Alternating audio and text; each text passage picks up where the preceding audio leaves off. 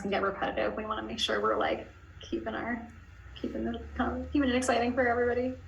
One thing is that I'm a little tired and distracted a little bit, so I apologize ahead of time if I lack focus at times, but It's fine. I'll do my best. Yeah, I promise we will all lack focus at times, I'm sure. But we thank you for coming, like as you are. I haven't slept since like January, so. Sorry, that's not funny. Sorry, Chris. It's fine. It's a big week. Me too. Today's a bit of a hard pivot between being on the farm and then coming back to do a panel thing. Well, I agree. Maybe we can talk about that. I feel like it's kind of a weird, it's like, this is always such a weird space to talk about these things. I wish, and in a different world, we would all just be on a farm somewhere. Yeah, you know, like dirt under our fingernails, boots. You would actually do. It would just be a work day. You wouldn't even be. Oh my god, I love that. Yes.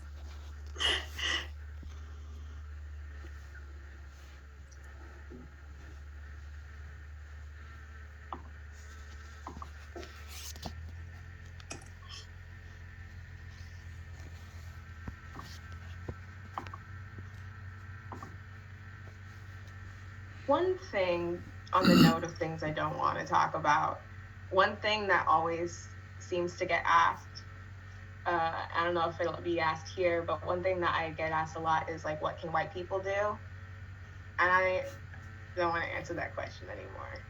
Okay. It will not be asked. I will promise you that will not be asked. Yeah. Totally fair. Thank you, Amir, for saying that.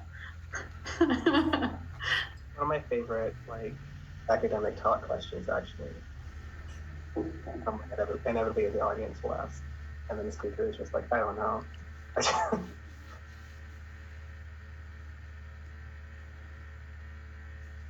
But if someone does, we'll mute them. Okay, it's 35. You know what? We're even. Also middle.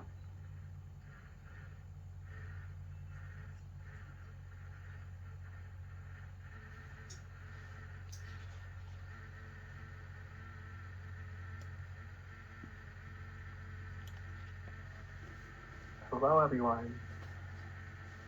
Awesome. This is a decently sized group. This is not an overwhelming group. Hey, everyone. Welcome to the Monday of Dope Week. Planning for CD Futures. So this is the third event in Dope's discussion series. We started off last week with in future temporalities, the climate fiction writing workshop, and then the J-Dope collab, the about land graph universities, and now we're just going to talk about seeds because Equinox was yesterday, and it's time for seeds in the ground, and it's like, I don't know, it's like 60 here maybe. I haven't gone outside. Almost 70. Yeah. Wow, I should open the windows. So basically it's gonna be really casual conversation about seeds and seed work, and both the things that bring us to seed work as well as the things that like you take out of it that may bring us into like more just futures for people and plants. The seeds you carry. And so just or Chelsea, do you want to give the outline of how things are gonna flow? Hi, everybody. So we're going to have introductions for probably about 25 minutes just to get through everybody. And then we're going to have a really casual discussion, very organic, between participants for another about half an hour, a little bit over half an hour. And then we're hoping to have a group discussion between all of the participants because we're thinking of this, right, as like a larger seed community between all of us. And then after this kind of full discussion, which will be about 20 minutes, we'll start kind of wrapping up and talking about kind of like futures broadly. How does that sound? Yes. Also, we, as part of the planning of this, we asked our panelists to send in like readings and resources and inspirational things that they felt really important to like how they encountered seed work. And we're putting it together into, because we got somebody, we're putting it together into like a web page on our site. That would be like a reading list about seeds. And we can send that around hopefully this week if we can pull that off during Dope Week. But yeah, so should we get started? Let's do it. Cool. Let's start with, so we're gonna go for our panelists. So I'm gonna start with, on my screen, Sophia. Hello, hi. Yes, I'm Sophia. I don't even know what I am at the moment, but I'm in Berlin at the moment. I just moved to Berlin in January, and before that I was doing my master's in London, in the UK, and then also over the summer I was doing kind of a 6-month growing course, intro to regenerative agriculture, full-time course, which I kind of did as I was writing my MA thesis, which was on seed saving, and it was on my involvement with the London Freedom Seed Bank, where I'm a co-director currently, and the London Freedom Seed Bank is a grassroots network of growers, community growers, private growers, food sovereignty activists across the kind of wider London area, and it's like led by a small steering group, which I'm a part of, and we kind of steward, I think about, actually I forgot the actual number, oh god, I think it's about 170 varieties of seeds, which are then kind of shared out through our network and grown out by the growers, who then return it to the seed bank at the end of the season. And so we kind of do the distributing and sorting and all of that, and as part of that we also have this like database, which I'm quite involved in, where we kind of record the information on the seeds and also the kind of stories that come with them. I just moved to Berlin, so I'm still like orientating myself in the new soil and the new place and the new growing spaces around me, but coming to you from Europe. It's really nice to be here. Oh, and I guess, do I like say what brought me to growing and the kind of story of that? I mean, there's like the kind of classic kind of family side where my granddad has always grown in rural Bavaria, where I grew up, in the south of Germany. But I always say that I kind of came to seed saving more through like the opposite lens of the practical. I kind of came through it through like political, like as a type of activism, specifically as a type of activism to counter like impeding climate change, and so very like theoretically, which is weird. And when I moved to London, I got involved with the London Freedom Seed Bank just because I knew a little bit about seed saving, and I kind of knew that I felt like a big potential in that for like activism, also as a type of activism that is generative and nourishing and not like the classic very draining environment, I guess. But then also just realized as I was kind of joining the seed bank that I like needed to actually do some growing, which then led me to do that growing course. And since then, and in the growing course actually there was seed saving incorporated, which was really nice. It was like a fundamental kind of pillar of what we were learning about, which was really, really cool. But yeah, so I'm like, I guess, a new practitioner coming through like the kind of political like theory side of things, which I think is a bit weird always talking to people who've been like doing seed saving for so long and so differently, but it's really nice to be here. Thanks, Sophia. So next on my screen is Mehmet. My name is Mehmet Öztan. The way I came to this country was I came to Michigan, East Lansing, to Michigan State University as a student, as a PhD student in civil engineering.